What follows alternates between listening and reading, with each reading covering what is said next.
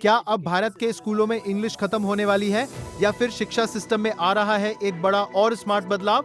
नमस्कार दोस्तों, आप देख रहे हैं वॉइस ऑफ द वर्ल्ड और आज हम आपको बहुत आसान भाषा में समझाने वाले हैं सीबीएसई के नए 3 लैंग्वेज फार्मूला और एजुकेशन सिस्टम में आए बड़े बदलाव के बारे में। दरअसल सीबीएसई ने नेशनल एजुकेशन पॉलिसी 2020 और एनसीएफ 2023 को लागू करते हुए R1, R2, R3 वाला नया लैंग्वेज सिस्टम शुरू किया है, जिसमें हर छात्र को 3 भाषाएं पढ़नी होंगी। R1 यानी आपकी सबसे मजबूत भाषा, जैसे आपकी मातृभाषा या रीजनल लैंग्वेज। R2 दूसरी भाषा होगी जो R1 से अलग होगी और R3 तीसरी भाषा होगी जो क्लास 6 से अनिवार्य हो जाएगी।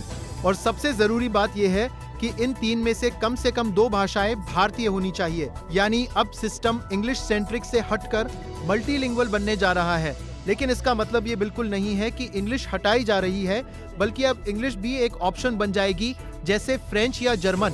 यानी आप चाहें तो पढ़ें, नहीं चाहे तो दूसरी भाषा चुन सकते हैं। इसका मकसद है बच्चों की सोचने की क्षमता बढ़ाना, उनकी मेमोरी और प्रॉब्लम सॉल्विंग स्किल्स को बेहतर करना और साथ ही भारत की अलग अलग भाषाओं और संस्कृति को जोड़ना। लेकिन यहाँ कुछ विवाद भी हैं, जैसे लोग कह रहे हैं कि इससे इंग्लिश की अहमियत कम हो सकती है और ग्लोबल लेवल पर नुकसान हो सकता है।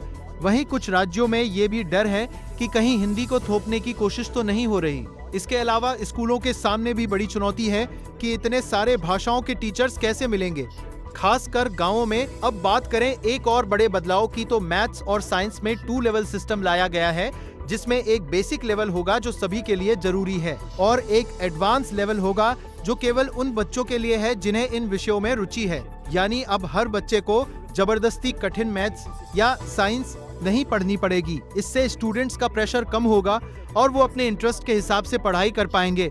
साथ ही अब एग्जाम भी बदलेंगे, जहां रटने की बजाय समझ और एप्लीकेशन पर जोर होगा। केस बेस्ड और रियल लाइफ सवाल पूछे जाएंगे। कुल मिलाकर ये बदलाव भारत के एजुकेशन सिस्टम को ज्यादा फ्लेक्सिबल, प्रैक्टिकल और फ्यूचर रेडी बनाने की कोशिश है। लेकिन असली सफलता इस बात पर निर्भर करेगी कि इसे जमीन पर कितनी अच्छी तरह लागू किया जाता है। तो दोस्तों, आप क्या सोचते हैं? क्या ये बदलाव सही दिशा में कदम है या इससे नई समस्याएं खड़ी होंगी? अपनी राय कमेंट में जरूर बताएं। और अगर आपको ये जानकारी पसंद आई हो तो वीडियो को लाइक, शेयर करें और channel voice of the world को सब्सक्राइब करना बिल्कुल ना भूलें।